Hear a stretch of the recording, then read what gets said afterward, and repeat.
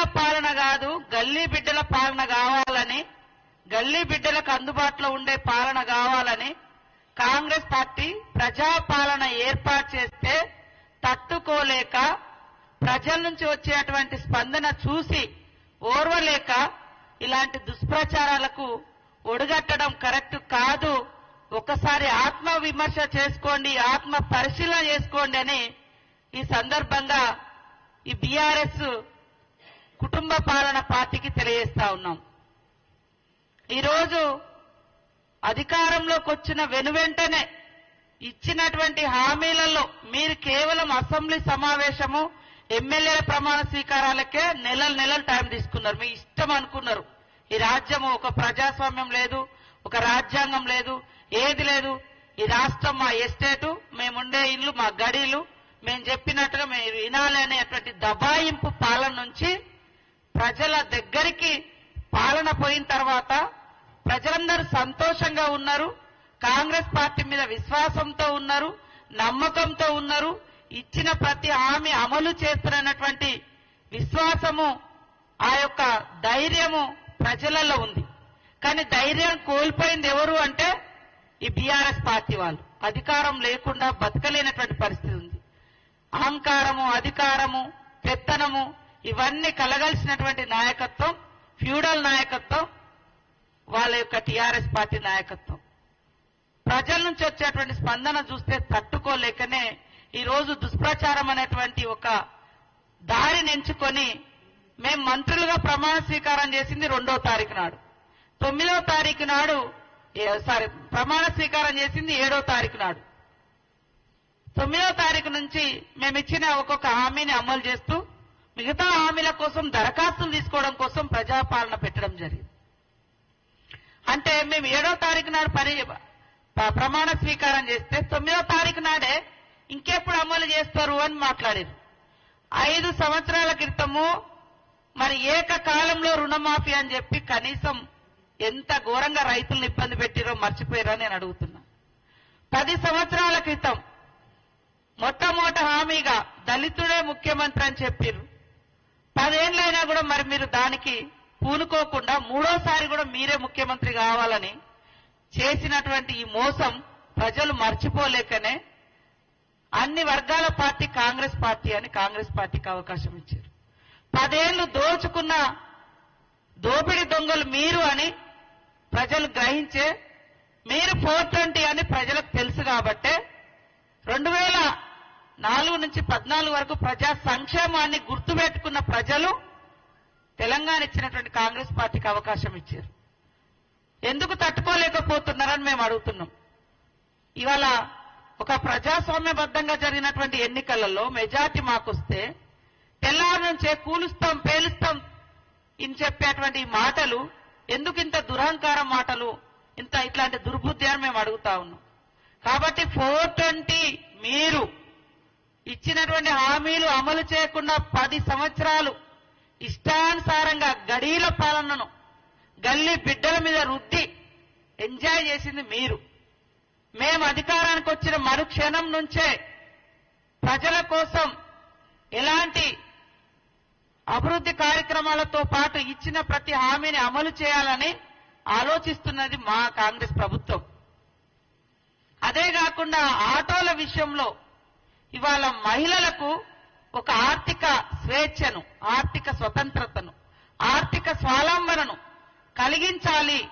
వాళ్ళ అవసరాలన్నీ తగ్గించుకుంటున్నారు, మహిళలు బయటికి రాలేకపోతున్నారు, వాళ్లకు ఒక ఆర్థిక భారం పడకుండా ఉండాలని ఫ్రీ బస్ చేస్తే అత్యంత దుర్మార్గంగా ఆటో డ్రైవర్లను, ఆటో వాళ్లను రెచ్చగొడుతూ రోడ్ల మీదకి తీసుకొచ్చి ఇది ఉద్యమము అంటారు, లేదా వాళ్ళ కడుపు కొడుతున్నారు అంటారు. మా మేనిఫెస్టో చైర్మన్ శ్రీధర్ బాబు గారు ఆటో బస్సుల యొక్క ఫ్రీ బస్ పెట్టేటప్పుడు కూడా కొంతమంది ఆటో యూనియన్లతో డిస్కస్ చేసి వాళ్ళకి ఎలాంటి రాయితీలు కావాలో కూడా మాట్లాడడం జరిగింది.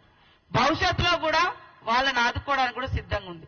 కానీ ఇంకా ఎలాంటి సమస్య లేనట్టుగా ఒక ఆడకూతులు వచ్చి స్వేచ్ఛగా బస్సులలోకి వస్తే ఈ ఫ్యూడల్ భావజాలం కలిగినటువంటి మహిళలంటే చిన్న చూపు చూసేటువంటి ఈ టీఆర్ఎస్ పార్టీ మహిళలంటే తీవ్రమైనటువంటి వివక్షతకు గురి చేసేటువంటి ఈ టీఆర్ఎస్ పార్టీ మహిళలు బయటికి వస్తే తట్టుకోలేక ఉచిత బస్సు ప్రయాణం మీద అక్కసు వెళ్ళగక్కుతున్నారు.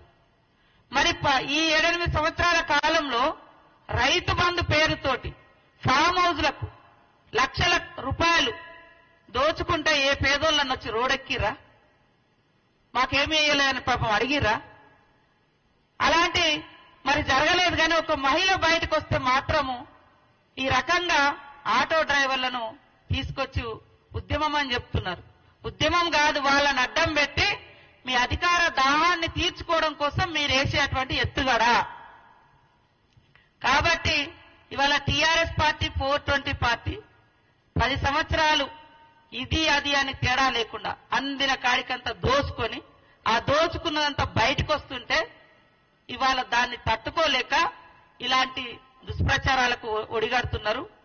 కాంగ్రెస్ పార్టీ ఇచ్చిన మాట కట్టుబడి ఉండే పార్టీ అని స్పష్టంగా చెప్తా ఉన్నాం.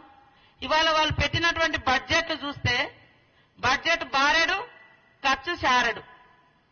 మరి వచ్చినటువంటి నిధులను కూడా తమ ఇష్టానుసారంగా తమకు నచ్చిన పథకాల పేరుతోటి కమిషన్లు వచ్చేటువంటి వాటి కోసం లక్షల కోట్లు ఖర్చు పెట్టి ఇవాళ మేము శ్వేతపత్రం రిలీజ్ చేస్తే వాళ్ళట శ్వేతపత్రం అట.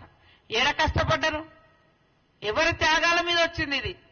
తెలంగాణ బిడ్డల త్యాగాల మీద వస్తే, ఉద్యమాల మీద వస్తే ఉద్యమకారులను అణిచివేసిన చరిత్ర. ఉద్యమం చేసుకోకుండా ఒక ధర్నా చౌక్ లేకుండా చేసిన 420 మీరు, మేం కాదు. ఇక్కడ కాంగ్రెస్ పాలనలో ప్రజాస్వామ్యము కనబడుతుంది కాబట్టి ప్రజలందరూ స్వేచ్ఛగా ఉన్నారు.